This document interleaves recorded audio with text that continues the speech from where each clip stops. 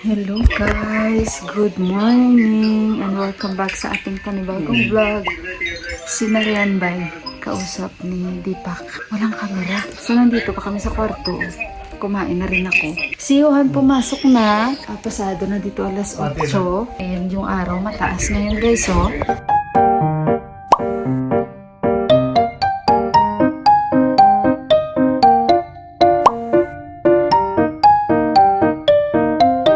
Kailan maglalagay lang ako ng cream sa aking mukha. Kumusta kayong lahat? Wala na akong cream. Si Ama na lang ang inantay ko kasi pag binili ko yan dito, nasa 3,000 rupees ito. Tsaka hindi na namin tatawagan niya sa package kasi si Madam, nag-follow up din siya doon at ang sabi, di pa nire-release ng costume. Yun din ang sabi kahapon and maybe today daw. So sabi ko hindi na kami tatawag kasi usually naman pag dumating naman yan guys, binibigay naman nila agad yan dito. Dinideliver naman yan agad nila dito.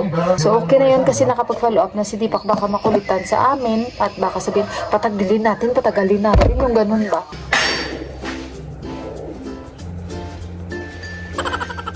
Ayan. Sag! Mustasa! Puro gulay na naman today yung aming ulamin.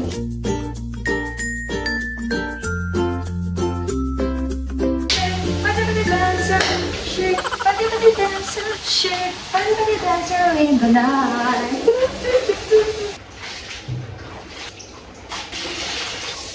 Tayo guys ulit. Turmeric. The onions. Mix. Nakabili ako guys, tingnan nyo. Ang mga kamote. Ang mga kamote dito maliliit.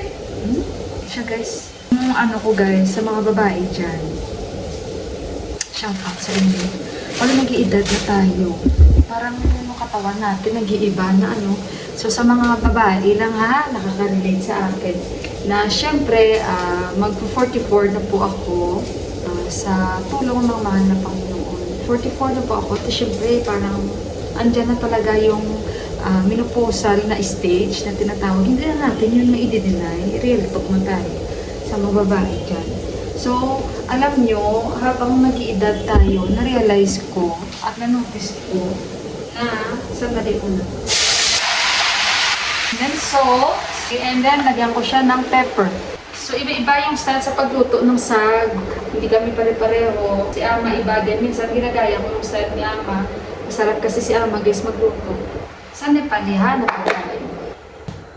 Basag-basag na itong handle ng ano guys, itong mga klaseng glass na mga takip.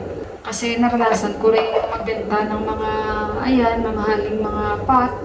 So, yung advisable talaga, like kagaya sa mga magagandang brand, mga Silampus, mga Calphalon, yan talaga mga binibenta namin, yung may mga brand talaga. So, ayan, yung mga ganito, hindi namin masyadong ina-advise sa mga customers namin. Kasi pag nabasag, masasayang yung pot nila. Yung piece ng pot nila guys, masasayang. Ito guys, pag ganito naman, yung handle niya, mabilis din masira. So kagaya din sa mga kutsilyo, konting tips lang. Pag bumili kayo, kagaya nito guys, walang mga turka, maganda ito. Huwag kayong bumili ng mga kutsilyo guys na may mga turka-turka. Kasi hindi yan siya magtatagal. Depende rin siguro, pero mas maganda talaga ang bilhin nyo. Yung wala talaga mga turka. Ito ang ganda nito, ilang taon na ito guys, dala pa nila ni Ama ito. Yung brand nito, si Timey and Table, kung tama yung pag-ano po, or Time and Table. Ayan o, hindi ko alam paano basahin.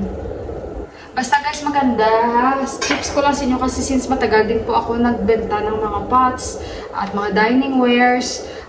Mamahalin yun guys, mga binibenta namin sa Middle East kasi nag-work po ako sa isang pinakamalaking retail po. So doon ko guys natutunan kasi tinitrain kami kung anong mga magaganda, ganito, ganyan.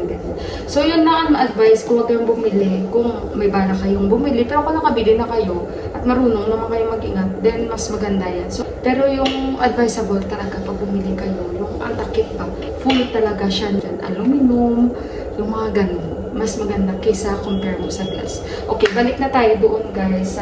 Sabi ko nga, wag tayo yung mga nag-iedad na mga babae sa mga kakarelate lang again sa akin. Excuse mo na sa mga brothers ko dyan na nanonood sa akin, mga kuya, alam niyo yon. So, sa mga babae muna, girls talk muna, ano? sa ating health issues. So, ngayon, nag-iedad na syempre ako, hindi na natin yung nade-deny. Yung katawan natin, maramdaman talaga natin na medyo may kakaiba na talaga. Lalong-lalo pag dumating yung regla natin. Compare mo nung kabataan pa tayo. Compare ko siguro, maalala ko, like mga 20s ko, wala ako may mga naramdaman pag dumating yung regla ko, na ang ibig ko bang sabihin, like sa kada parte ng katawan mo, may mga signs ka at hindi yun nagbabago. So kagaya ngayon na nag-edad na ako, iba-iba na yung mga naramdaman ko. No? Girls, iba-iba na ang naramdaman ko. Sa kada buwan-buwan na dumating yung regla, sa mga babae again dyan. So alam ko na talagang, andyan na ako sa menopausal stage na tinatama. Kaya ayun, kagaya niyan, pag dumating yung regla ko, ayan, nakakaramdam na ako na parang hilo-hilo, masakit yung ulo ko. Well, common yung pagsakit ng ulo pag dumating yung regla natin or may regla tayo. And hindi, yung sa akin naman, hindi ko mostly naramdaman ang pagsakit ng puson, dysmenorrhea, bihira, pero hindi ako lagi nakakaramdam ng gano'n. Yung nanonotice ko lang sa ngayon, na nung nag-start na mag-age ako ng 40, parang doon ko naramdaman na may iba sa katawan ko. Kung i-compare ko before, ibang-iba talaga. Hindi ba naman ako bumabalik sa aking OB-GYN, pero alam ko talaga kasi katawan natin na parang iba na talaga pag parating yung regla ko or regla natin. Diba? Sa mga agree sa akin dyan, ayan, kung makaka-relate lang kayo. Basta yun na guys ang maramdaman ko.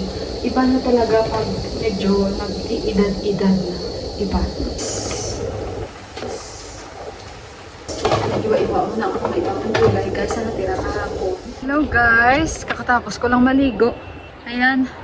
At alas 12 na pasado dito. Nandito ako sa rooftop. Mapaaraw tayo. Medyo windy kahit may araw pero may lamig. Alam nyo guys, ito yung purpose no kung bakit noon hindi ko maintindihan na may mga rooftop sila dito. Habang patagal na patagal ako dito sa Nepal, naintindihan ko na kung bakit may mga ano sila dito. Bakit kailangan may rooftop? So, naintindihan ko na kasi pag tuwing winter, ito yung tambayan nila. Si Ama, dito siya kumakain.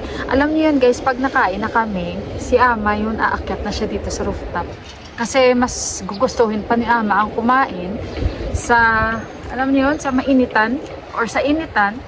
Kasi pag sa baba, bihira siya sa amin makikisabay. Mas gusto pa niya kumain dito sa rooftop. Kasi nga, sinasabi niya na tato daw means mainit. Tato lang naintindihan ko guys. It's mainit pero may proper talaga dyan na salita. So naligo ako. Naalis kami ni Tipa. Sabi ko nga sa inyo, bibili ako ng isda. Mag-isda-isda na naman tayo guys. Ilang araw din kaming nagulay. Ilang araw din kaming manok. And binabalance ko lang pa guys. Naka-down jacket tayo kasi medyo sobrang windy. And guys, malamig. So, lakad-lakad kami ni Tipa. Sabi ko nga sunduin namin si Yuhan kasi wala man silang mga extra classes today. Wala silang football, wala man silang music class. So ito kami guys naglalakad ni Tipa. Sandali, medyo busy yung daan natin. Magbabas kami dahil bibili na ako ng fish. I'm going to buy fish guys.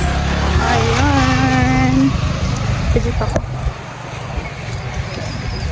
So, see you na lang doon. Guys, nandito na kami sa isdaan. Diba yung nagbabantay na anak ko si Bay? Ito yung mga isda nila, oh. Pag sinabi namin tilapia Chinese, alam na nila yun.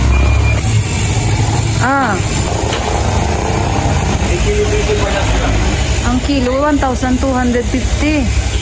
How many? 2?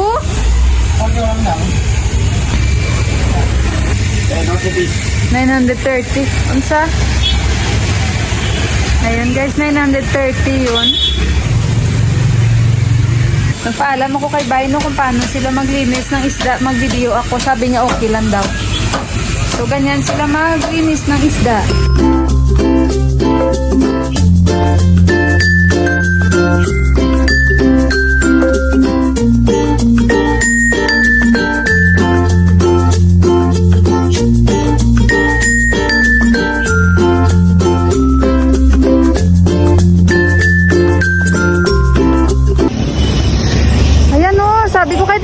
kumakain siya niya, no? Yung may apoy na dahon. Bedero, you eat na with the fire. Kasi gusto ko siya makita na kumakain yung si Deepak eh. Marami na kasi naglalabasan ngayon na ganyan guys kasi magtitihar na. Antay kami dito ng bus. That one, oh. Ayan sila guys, oh. Yung kainin mo yung dahon tapos lagyan nila ng apoy. Eh si Deepak kumakain yan eh. You are eating yan? Iya kumakain yan si Deepak. Sabi ko kain siya. Oh, antay kami dito. Ngayon dito naman area ang init. Nanyo ang init guys, naka-down ako. Samantala doon sa amin, ang lamig. So ayan na, masaya ako, may isda. Magpapaksyon na naman ako. Ayan, antay lang kami ng bus guys. Sa bus.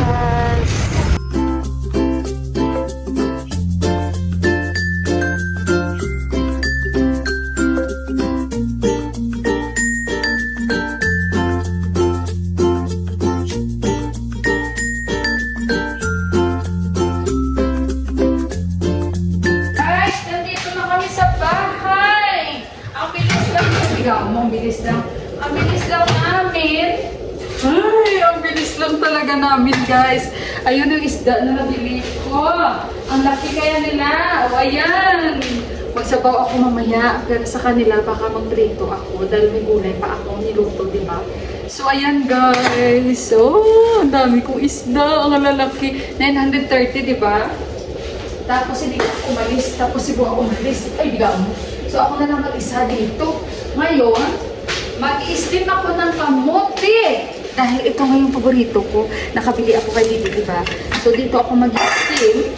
Mag-i-steam ako dito, guys. Sa mga nagsabi sa akin dyan na mas masarap i-steam. Usually kasi kami, guys, no, nakasanayan ko talaga. Hanggang sa lumaki na ako, yung pagluto namin ng kamote, pinapakuluan namin yun. Gastos ko na ng mabuti yung kamote. Tingnan nyo naman yung kamote. Payat pa sa akin. O, tingnan nyo. Ang liliit nila, guys. Kaya kanina, grabe yung pagpili ko. Oh, ang liliit. Ganito. Diba? Puti. Sana matamis ito, guys. Nabihira yung kamote na matamis dito, guys. Ay, ang buot na lamang, Sana matamis ito. Kasi ilang beses na ako nakakabili, hindi matamis. Nandyan, may kamote. One of my favorite din, guys. So, antay-antay lang muna natin. And, kain ako kamote. So, guys, tikman natin to. Okay na. Patayin ko na yun. Yan. Oh, tikman natin. So, guys, tikman natin. Tikman lang kasi baka ma-oversteam ito. Sana matamis. Wow! Kampiyon! Tama lang ang tamis. Salamat, nakapagkamote ulit. Not good. Ang good ng pinutuan ko. Taran!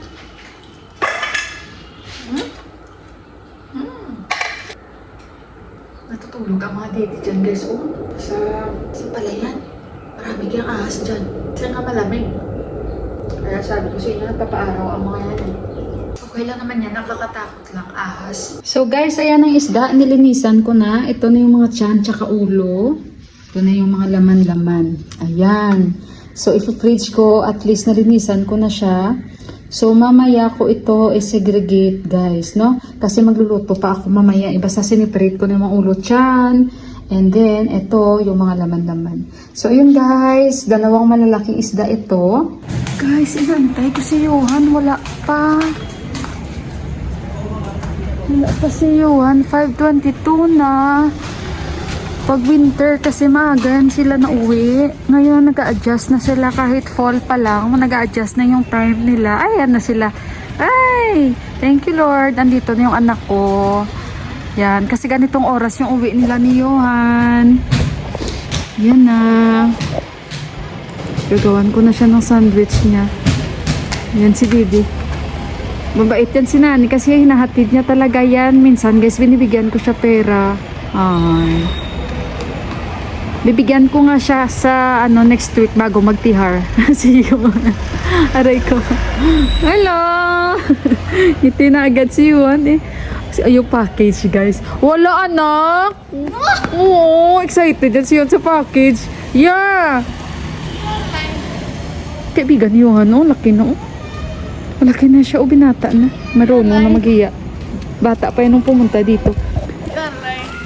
No, promise. Sabi niya, you're lying. Excited. Come here na.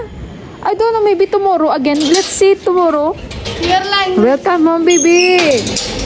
Ala, you're lying daw. Hindi siya naniniwala sa akin. Do you think I will tell a lie? I'm not a liar. Wala, anak. I swear. No, promise. Say hi, oh. Hello po. Hello. Wala, anak. It came. Ay, wala ay. Ayaw mo maniwala sa akin. Oh. Ayaw niya maniwala, guys. Sakala niya nandyan. Excited siya. Kasi kagabi nga sabi niya, Mama, sabi niya gano'n. Siya pala yung nag-ano sa akin, no? Sabi niya, dare daw, dare. Guys, ang labig na, guys. Kung alam niyo lang, parang nagpa-fog, oh. Nakita niyo? So, ayun guys, i-end ko na yung vlog ko guys ha. And ingat kayong lahat. Tsaka, I love you all. I hope makakapaghatid na naman ako bukas sa inyo na magandang vlog. So, ayun guys, dahil ang lamig. Grabe. So, ingat kayong lahat. I love you all and God bless us all. Bye guys! Bye-bye guys. Yeah, I switch. Because may mobile no battery. So, bye-bye guys ha. At baka mag-aaway kami ni Johan. You can switch.